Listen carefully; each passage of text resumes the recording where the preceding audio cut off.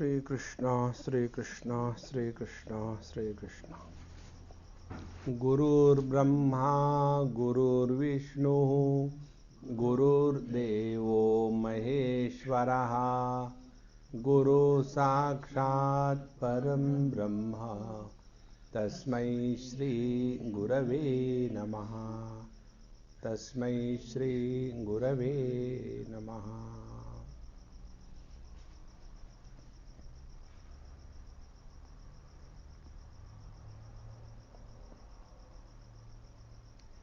There are two types of thoughts. One type of thought is a thought which breeds the next generation of thoughts, and they fall in the category of worries. We think about, I don't know what is going to happen. Now, this thought doesn't stop here, it produces the next generation. I think we'll have to do something. This doesn't stop. What I have to do?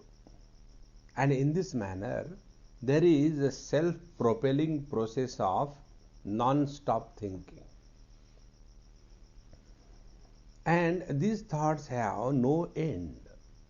They keep on erupting with different themes, with different purposes, etc. And as a result, we get tired, exhausted, frustrated. This is one kind of thinking process. There is another kind of thinking process which is called as chintanam or contemplation. In that process of contemplation, we do not react to the situations, but we think and respond to the situations. Normally what happens, if there are thoughts in the mind, we imagine we are thinking. Only presence of thoughts in the mind is not thinking. Like if there are plants growing, it is not called as a garden, it is a jungle. We have to cull the unwanted thoughts and cultivate and nurture the required kind of thoughts. So, spiritual practice is a process of correcting the thinking pattern. Now, if this is clear, then what will be the next step? We will become aware about our thinking process. Are we thinking by default, or we are thinking according to the scientific approach to life? Now, a student who has thus grown out of the limitations and problems of relative existence, how do we grow out of these problems of relative existence? By one formula, only one formula. If you follow that formula, you have done a great favor to yourself. And that formula is, in the relative world, there is no problem which has an absolute solution. We will have only relative solution. For example, you take riches, wealth. Somebody is rich or not rich, it is a relative thing. Health, that is also relative. And all that is relative is not permanent, it goes on changing. And therefore, keeping this relative world as the ultimate in our life and suffering all the time is not the way of the wise. Therefore, let us accept the world as it is and proceed further in our life. Now, such a person who is no more reacting to the world enters the new area of his life. And what is that new area of life? He starts evaluating his own past experiences, one or two of them, to conclude the principles of life. So, the first principle such a person discovers is, whenever we were wanting something in our life and we get it, but that object or thing which we got after a lot of struggle cannot keep our mind attracted for long. It's only for a short period. And then our mind is no more interested in that, then we want something different. And we get with that particular object or a person for some time, then we drop that. Then we go to the third. But we don't understand one basic principle established through these experiences. The basic principle is that the mind is most unsteady and the mind is able to get involved, attracted into anything only for a very short period. And what happens? We become victim to our own mind. Therefore, how to get out of the relative world? This is the technique. That we just accept the things they are like this and go ahead. When this attitude comes, we remain undisturbed under any set of circumstances. One. Second thing, we do not carry the load of the past. Third thing, we don't waste our time in projecting about the future. Fourth thing, we stop comparing and judging the world. Somebody gave me one handout and there was a very good sentence. Even God judges a person after death. How can we judge somebody when they are still alive? See? Therefore, these are all the tricks of the mind.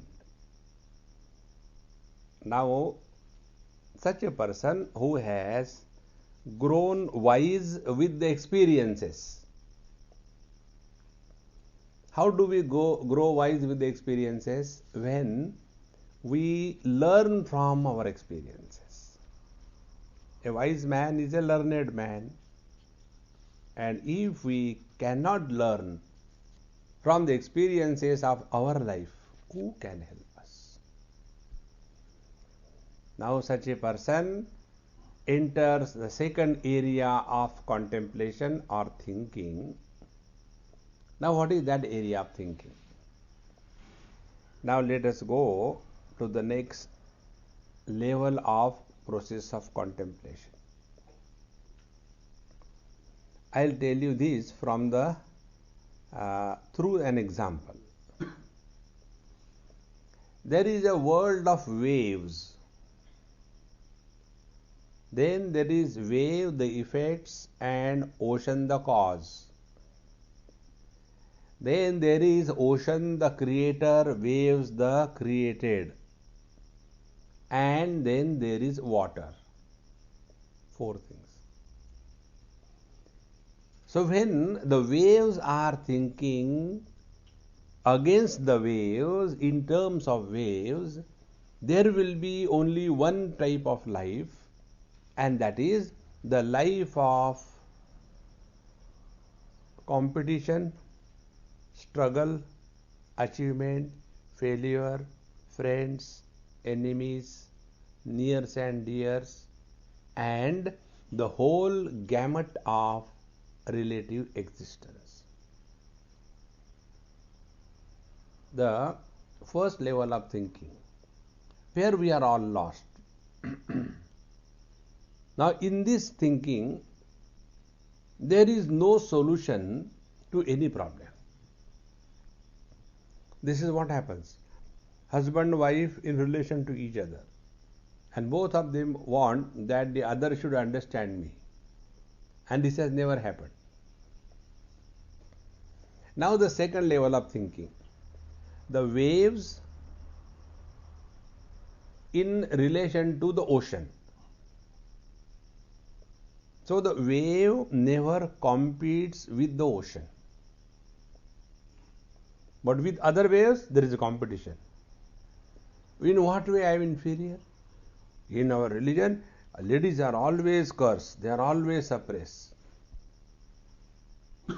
So, one wave fighting with the other wave, competition, evaluation, equality. But when the same wave is thinking in terms of the ocean, in relation to ocean, what is the relationship?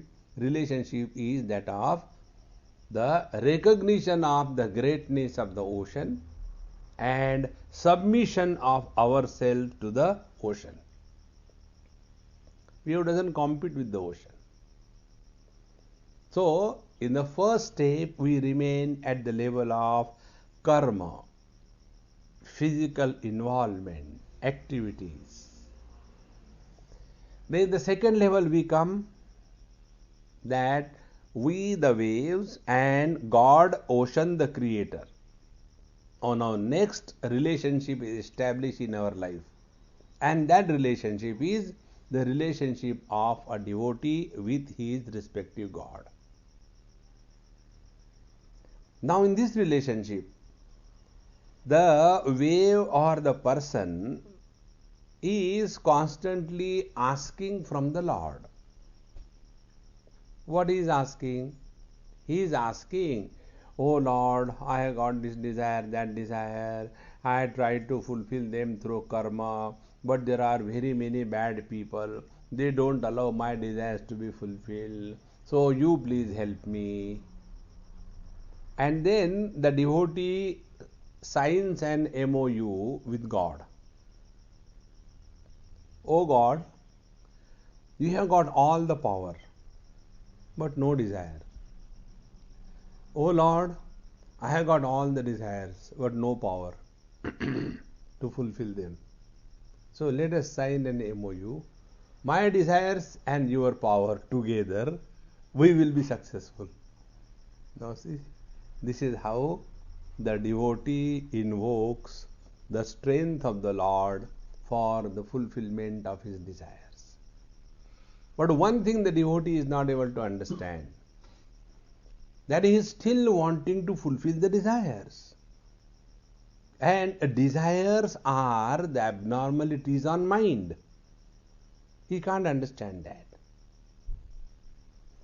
Therefore, earlier struggle was fulfillment of desires through karma, etc., efforts. Now the second approach is fulfillment of the same desires through invocation of the divine grace. Now the question is, why the desires come? That we don't want to know. It is natural, where it happened, in Bombay or somewhere. One lady, she was arguing with her husband in my presence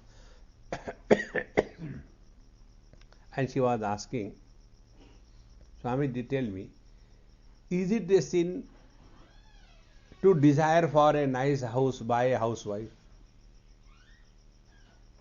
I said, "No, it's not a sin." And when I tell my husband to have a nice house, he doesn't agree. He wants to stay in the same old flat of his parents. I told him, "Now we have got money, let us have a big nice flat independently." Now see, we keep on imagining life means fulfillment of desires, nothing beyond that. Now we go to the third stage. In the third stage, the devotee thinks in a different manner. Please understand this growth of thought pattern in our scriptures. At the level of the karma, we are struggling fulfilling the desires. At the level of devotion, we are fulfilling our desire because we failed through struggle, so we invoke the God's grace. And if something happens according to our choice, Bhagwan ki daya hai, I am so happy, God is very pleased with me and He has blessed me. And if something doesn't happen according to our wish, I think God is not happy with me. Why? My desire is not fulfilled. Now we go next stage. Next stage, the devotee has changed. Now what is his change? His change is Jehi bidhi rakhe Ram, tehi bidhi rahiye. Whatever way the Lord has chosen, that way He will keep me. Now see what has happened? The load of desire and the intensity of desire, the virulence of the virus of desire is now slowly reduced. See, we are only thinking. Please understand this. If this thinking process is corrected, we are on the right track. Now the seeker, devotee, is no more asking, and he is accepting the world as one of the most important principles between devotion and karma. A devotee does not take his life as a result of past karma. Please understand this. Otherwise, whole life will be spent only in karma. I don't know what karma I had done in last life. I am married to you in this life. No. That is not the way. What the devotee says, it is by God's grace that I am here. Now see, small difference. Now I, the doer, is slowly getting erased. And I want my desires to be fulfilled, that is becoming secondary. Now what is the net result? Net result is, now the devotee is calm and quiet. See? He is no more disturbed. Now such a mind, now we are coming to the last stage. Such a person, such a mind, which is no more struggling in this world to fulfill the desires, which is no more approaching the God for the fulfillment of the desires, but the whole world is accepted not as the cause and effect, but accepted as the divine grace. That mind is now pure mind, undisturbed mind. If a mirror is perfect or not, how will we know?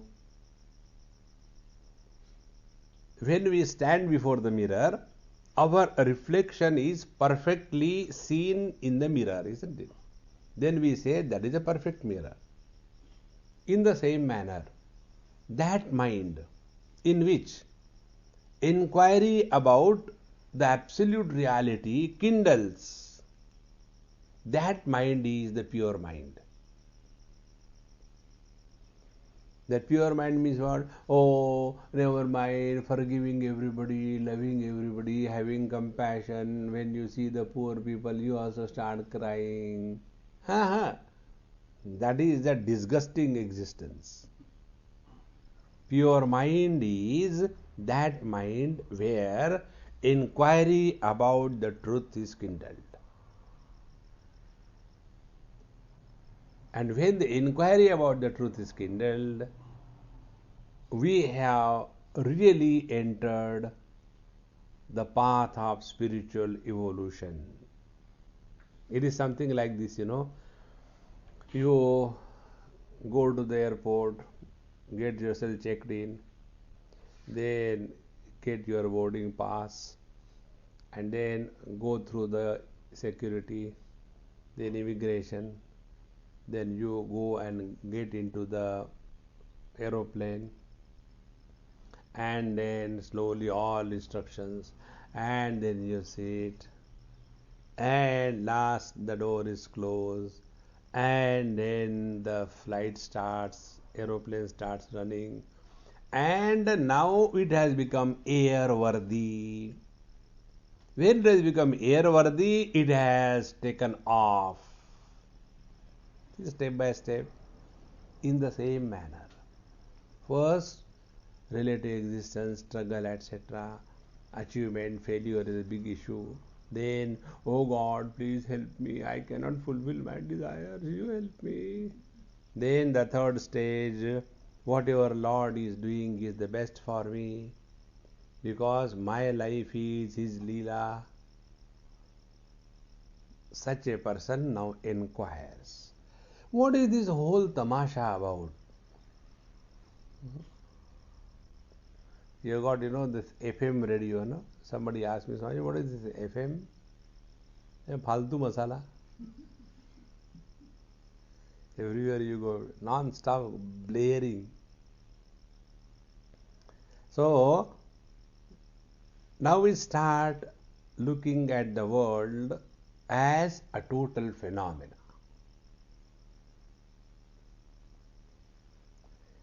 Now in this phenomena, where do we keep ourselves? Do we keep ourselves as an individual, or we keep ourselves as the phenomena that is happening in the absolute reality?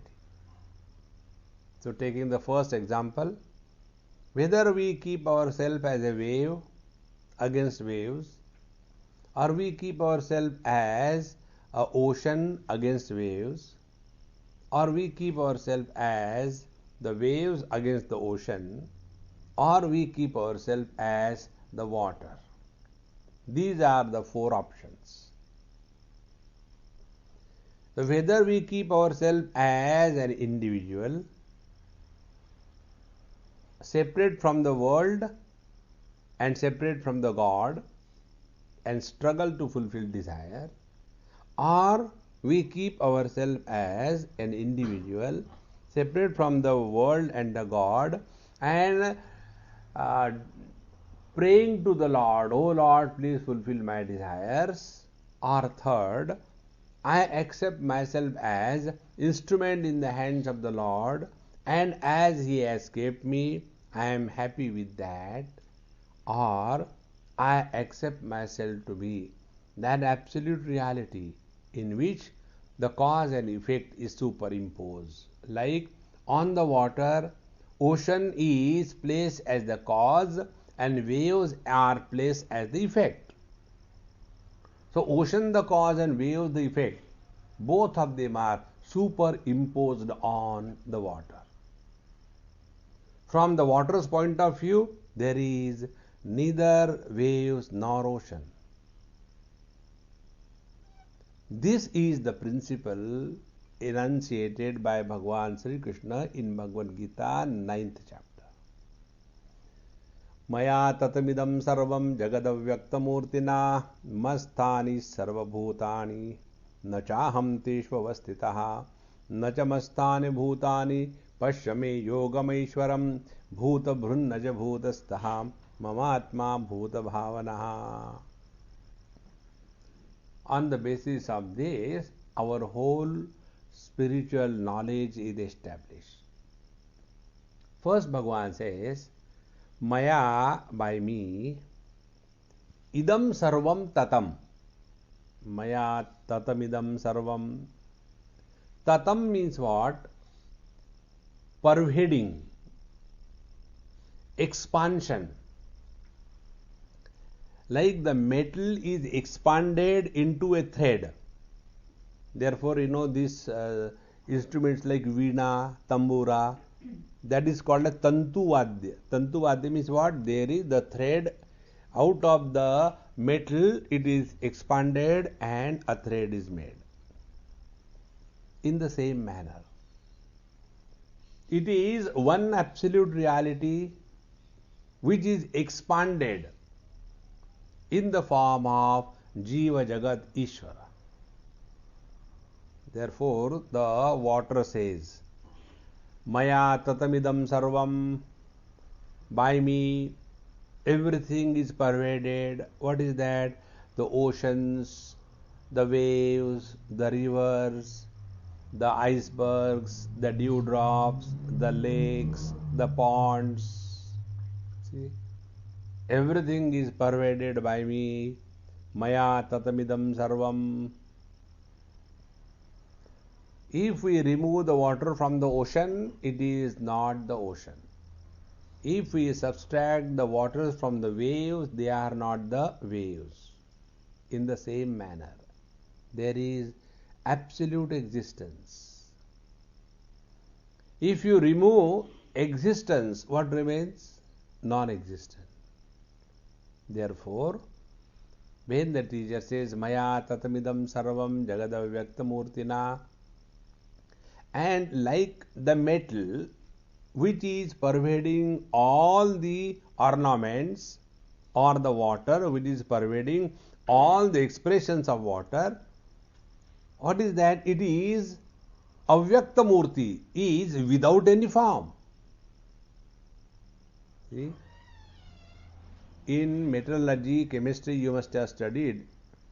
When we talk about various, let us say, metals, we learn many qualities. What is the specific gravity? What is the conductivity? And everything.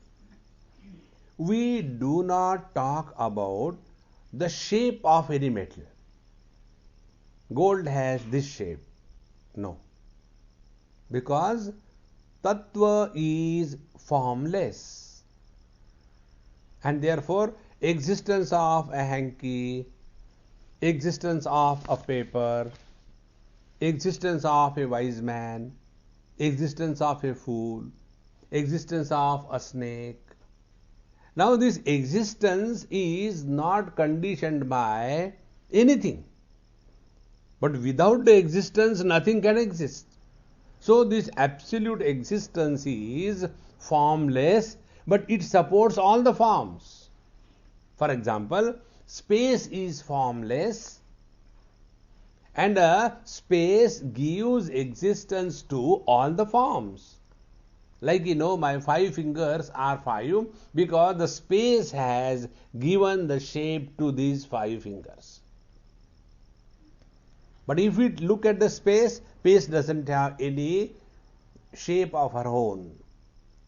That is why Maya tatamidam sarvam jagadavyaktamurtina. So from the absolute existence, conscious, blissful reality is concerned, this world is completely pervaded by everything. Means what? Relativity is pervaded by the absolute. Absolute is man, and relative is husband, father, brother, then grandfather, grandson. So that one man, with reference to his grandfather, he has become grandson. With reference to his father, he has become son. With reference to his son, he has become father. With reference to his grandson, he has become grandfather. With reference to wife, he has become the husband. See? So all these relatives are supported by the absolute, the man. If you remove the man from these relations, all the relatives have no existence. And on that man, you can go on superimposing any number of relativity. See? Addition of one more relation to the man is not a load on the man.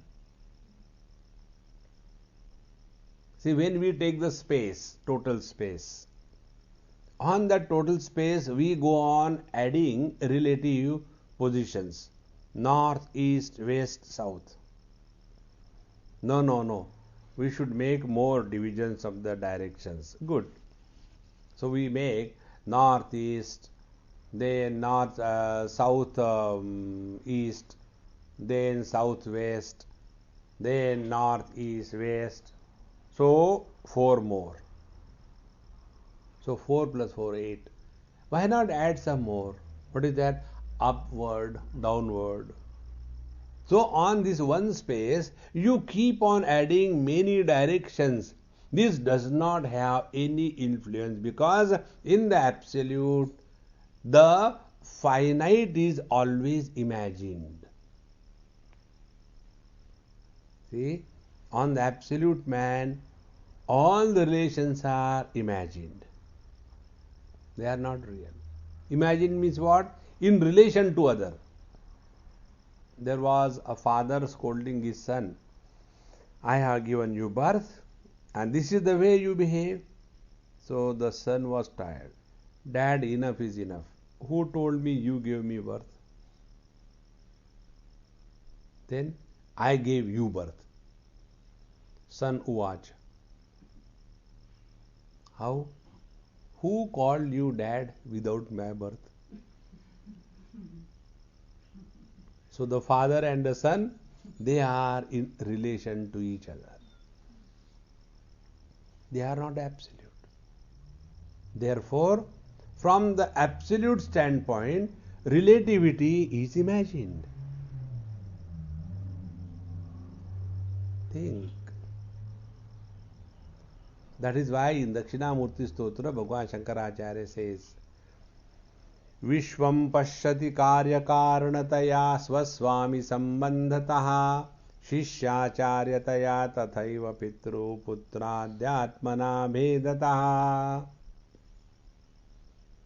स्वप्ने जागृति वाय एष पुरुषः माया परिभ्रामितः तस्मै श्री गुरुमूर्तये नमैदं श्री दक्षिणामूर्तये विश्वं पश्यति कार्यकारणतया World is nothing but a play of cause and effect. See? And for us, inquiry means why. See? And because of that, the cause and effect becomes real. On the contrary, what a devotee does, he goes out of the cause and effect. For him, a very simple answer for anything. But why this is happening? Prabhu Ichcha. See? Something good happens, Prabhu Ichcha. Something bad happens, Prabhu Ichcha. Inshallah.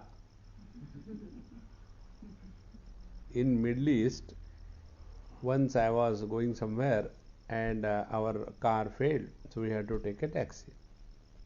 So we stopped a taxi. Will you please take us there? Please sit down, inshallah. I don't know whether I'll take, God is will, If He wants, I will take, or else you will remain here only. So the moment you bring this principle of Prabhu Ichcha, you have transcended cause and effect. Now what happens, cause and effect? How it creates a bondage and samsara. About this, I'll give one example to make this point clear. This happened in Pittsburgh many years before. I went as usual with my kurta and lungi, and suddenly it started snowing. And we were quite away from our house, almost maybe 100 miles or so. And then cold started. So my host, she said, Swamiji, by the time you go home, you will be frozen. So let us go first shop and buy some warm clothes for you. I said, all right. And we went, we had an accident on the way, but somehow we got into it. And then all the warm clothes, socks, and overcoat and everything we purchased. And when we went home, our daughters were there, small one. Hey Swami, you are looking damn cute. I said, I am not looking, I am. And then next question, did mom buy it for you? I said, no, my Krishna brought it for me. Why you bring? See, you people are very funny. I said, okay, let me get it. I'll explain you after taking food, not before that. Then the fire was lit and we were taking food sitting near the fire. Then I told her, I said, look here. Today your mother has given me, so she is good. Tomorrow she will give something, so she is good. And after some time, for some reason, she is not able to help me. Immediately, she is bad. This is how we create friends and enemies in this world. Because somebody helps me, he or she is good. Because somebody doesn't help me, he or she is bad. So whenever we establish a cause, either we create friends or we create enemies. I said, on the contrary, when I take that today this thing was given to me by God's will, so I am not attached to your mother, and tomorrow your mother is not able to help me, then I will not have any anger against her because God's will. So what is the net result? Net result is we go beyond the catch of cause and effect. See? That is why devotees of the Lord, they go beyond the law of karma. This topic is brought out in Bhagavad Mahapuran in a very methodical way. There is a story of Ajamila. He was a great, devotee and very well read Pandit, educated, studied the scriptures and all that. But one day he came in contact with some bad person and became very bad, got completely lost with a prostitute and had children, and then all kinds of bad things that anybody can think of were happening. And when the death came, he was so attached to his youngest son, whose name was Narayan. And at the just time of dying, he said, Narayana, please come. And he died. So when this happened, immediately two agencies came to clear the garbage. One agency was the Yamadutas. The other agency was the Parshadas of Bhagwan Vishnu. They came. And now who is this catch? That was the problem. So this Yamaduta said, who are you guys? Wherever any death takes place, it is our purview. Get away, we will take. They say, who are you? How dare you talk to us like that? He is ours. Now they say, I don't know what is happening. This has never happened before. So these Yamadutas go to Lord Yama. Sir, this is what has happened. What should we do? He said, you leave him alone. Don't catch him. Because he is the devotee of Bhagwan Narayana, and therefore at the time of death he has remembered Lord Narayana, so he will go to Vaikuntha. What karma he has done? He has already gone beyond the limitations of karma the moment he remembered the Lord. See? And therefore, one of the biggest achievements in this thought process is we have to go beyond cause and effect. Intelligent people suffer intelligently. They discover ways and means how to suffer. Under this set of circumstances, anybody will be miserable. Like, many people have got one trump card against me. One lady in Bombay, as if catching my collar, she said to me, "What is there for you to say all the time, be happy, be happy? Get married and show us how to be happy." That means getting married is a license to be miserable. So what can I say? Tathastu. This is how we get caught up in the cause and effect. So what is the spiritual practice? Go beyond cause and effect. And how can we go beyond cause and effect? When you give up relativity from your life. So what is ultimate? Look at the waves as the ocean looks at the waves. Look at the world as God looks at the waves. See? Now what will be the vision of the ocean when he looks at his own waves? When the wave is born, nothing is added to the ocean. When a wave dies, nothing is lost to the ocean. See how simple. The moment loss and gain become equal, you are equanimous. So what is the spiritual practice? Changing the angle with which we are going through the experiences of our life. You must have seen, when you take the photograph from the lower angle, you can know this is a photograph taken from the lower angle. Why? A shorty looks a tall fellow. When you take the photograph from the above angle, the tall fellow looks short.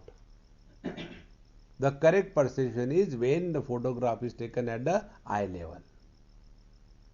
In the same manner, when we are looking at the ocean from the waves angle, Papoham, Papakarmaham, oh Lord, please fulfill my desires.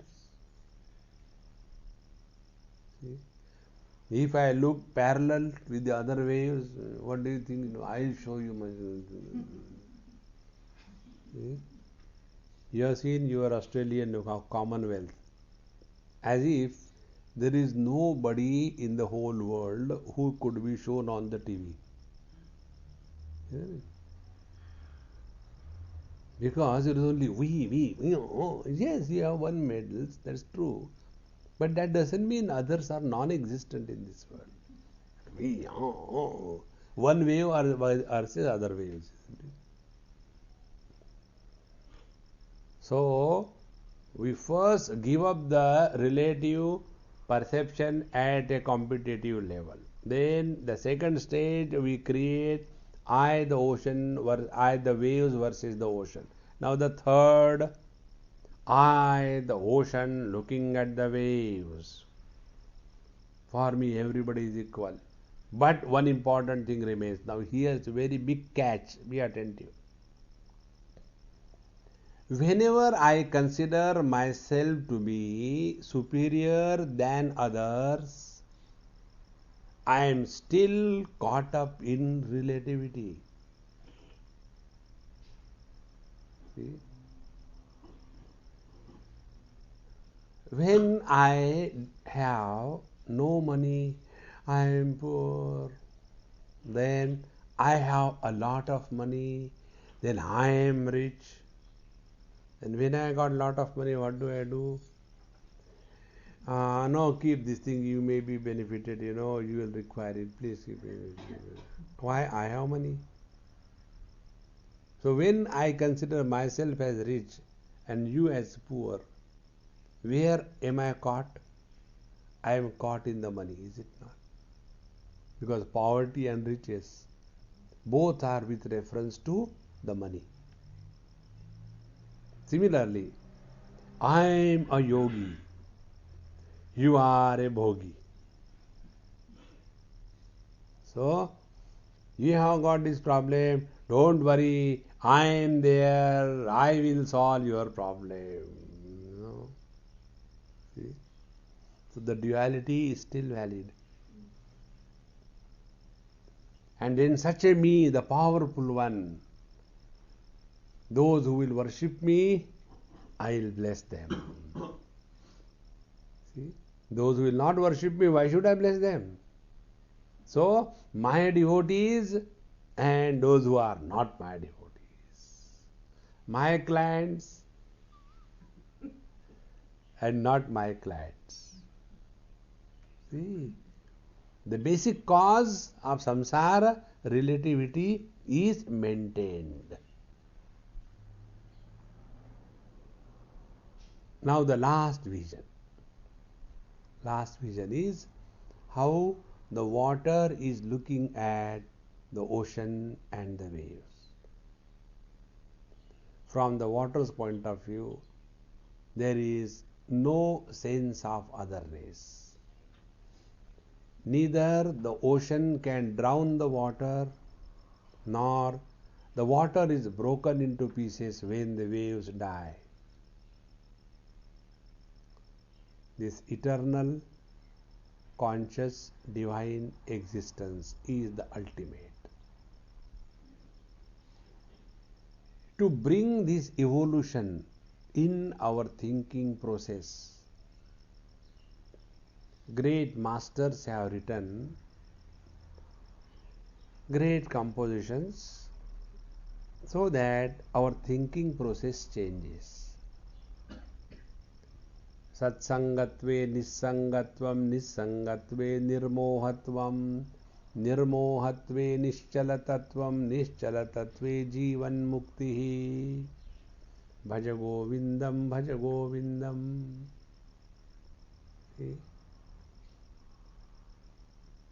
Satsangatve, when we are in the satsanga, what happens? Our wrong notions about ourselves, about the world, about the God, and about the absolute reality, these wrong notions undergo change. The moment our vision changes, our perception will change. The moment the perceptions change, our interactions will change. When our interactions change, our experiences change. When our experiences change, the quality of our life changes. See? So where from we begin? From the vision. What is our vision? Vision is given in Ishavasya. Ishavasyamidam sarvam yat kincha jagatyam jagat. The whole world is taken as the expression of the divine. Can there be a bhoga pravritti? Cannot be. Then it will be a totally different quality of life. Therefore, friends, Satsanga gives us change in the vision. Vision is there, but the focal length is not adjusted properly. Like the doctors, they don't give us vision. Vision is there.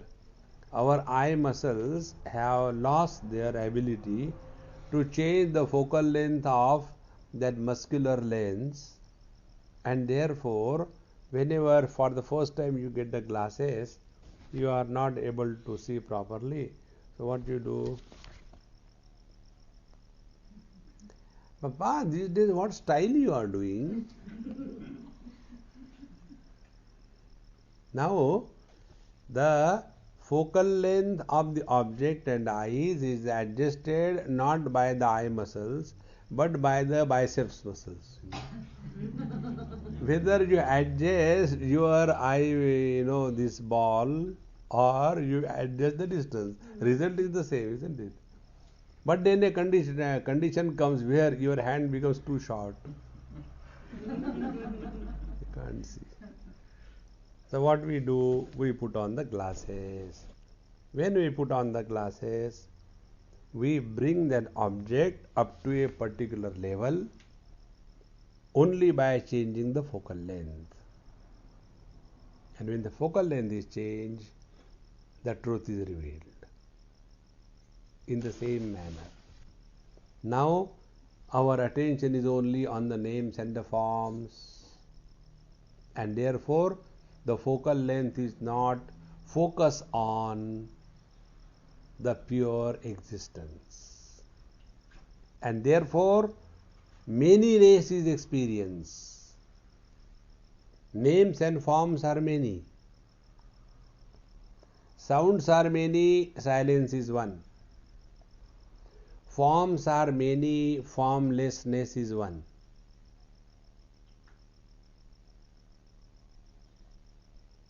The sounds cover the silence and create the samsara. Forms create the absolute reality and create the samsara. So what the scriptural vision will give us a proper focal length by which we will be able to discover pure existence as the reality behind the constantly changing names and forms. This vision is given by Bhagavan Shankaracharya in his Nirvana Shatakam. This is what we will be studying, this Nirvana Shatakam. And in this, step by step, the teacher takes us. Mano buddhi hankara chittani naham na cha shrotra jivve na cha ghrana netre na cha vyoma bhumi na tejo na vayuhu chidananda rupa shivoham shivoham. Chidananda Rupa Shivoham Shivoham. This is the most popular composition which the students of meditation like it very much. They will put on the tape recorder. Mano buddhi hankar Chetani Nam. And only in the music they get lost. The meaning is forgotten. See? Whether the words are to be understood with the music aspect or the meaning aspect. See? Words are meant for conveying the meaning, is it not? But in music, Meri Chunari,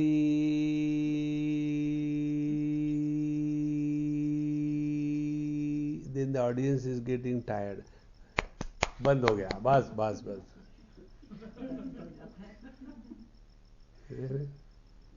Similarly, all these musicians, they get lost only in this tala and the sura. The meaning is not understood. And sounds or words without meaning is noise, isn't it? So here we are not going to get lost only in the music. Mano aha. We understand and get in the depth of it. That is why I didn't chant in that musical tune. Because the moment musical tune is Mano buddhi hanka chetani naham. नींद चली गई अब.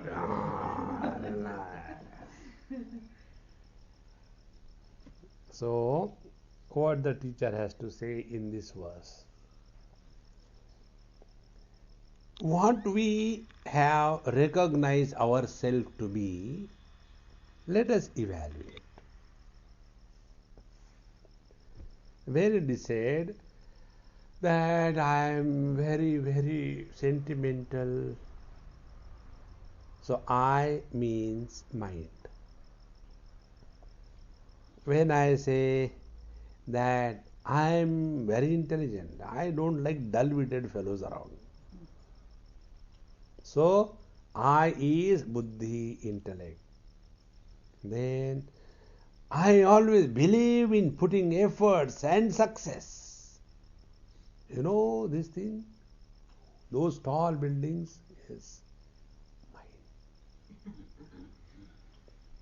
When I came after partition in 47 to USA. You know USA? Ulhasnagar Sindhi Association. Near Bombay, there is a Sindhi colony called as Ulhasnagar. So, Ulhasnagar Sindhi Association is called as USA. So, when I came to USA, I had nothing. And they never, today, I'm good. So, mana, buddhi, ahankar, and then chitta, all the time talking about the past, isn't it? Observe these phenomena in life. When two persons are talking, or in a group, somebody is telling, this observation and living with that awareness is called a spiritual practice. Observe, when there are a group of people, then small groups are formed, they get isolated, and then one person start telling, see, when I was coming, I was late only because there was, accident, and such a terrible accident early morning I saw. I don't know how they create accident in the morning, still sleeping or what. And it so happened that the car was upside down, and nobody was dead, and I was surprised. When the car is smashed so much, why not? It's because he has to talk something. He was talking. Now the other person was listening. Do you think they listen? ये तो कुछ भी नहीं. I'll tell you what accident I have seen. I have seen one aeroplane going upside down and nobody died. You have seen only car. I have seen an aeroplane. Competition in that. Now see, this is how our memories, they become our treasure. And a person who is under the victim of these memories is constantly talking about the past. And we don't understand one basic principle. Nobody is interested about our past. Everybody is worried about their own future.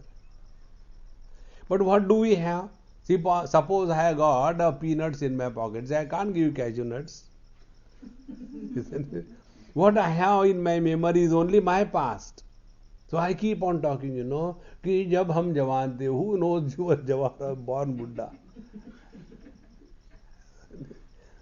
This is how chitta, living with the load of memories, ahankar, living with the load of achievements, buddhi, carrying the load of intelligence, mind, and getting crushed under the emotional bankruptcy.